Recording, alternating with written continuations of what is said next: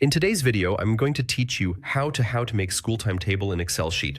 If your timetable looks a bit rough right now, don't worry. By the end of this walkthrough, it'll be clean, readable, and ready to use. Start by setting up the essentials, the days and the times. For a typical school schedule, you only need Monday through Friday. Place the days across the top so they act as your headers. Next, add your time schedule. Let's keep it simple. Say the first subject starts at 8 o'clock a.m. and the last one ends at 12 p.m. Type the time slots beneath your headers so you have a clear structure to fill in subjects.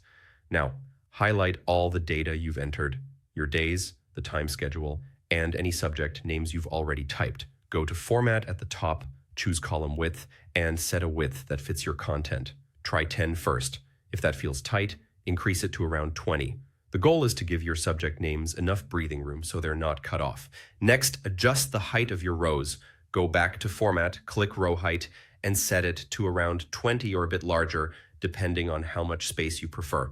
Increasing row height helps your timetable look less cramped and makes it easier to read at a glance.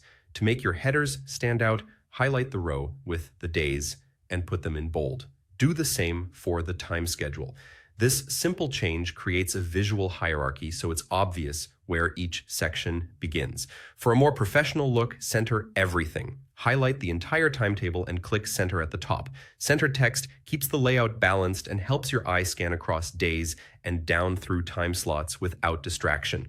You can also add color for clarity, maybe a subtle fill color for the days row or for the time column, and use borders to outline your grid. Click the border option at the top and choose the style that fits your preference. Clean borders help separate subjects and keep the timetable easy to read. If a subject spans multiple periods, merge those cells so it appears as one block.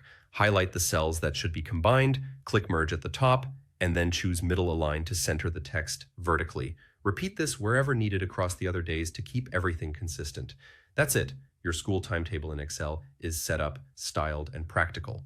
If you found this helpful, hit the like button, subscribe to the channel, and tap the bell icon so you don't miss new uploads.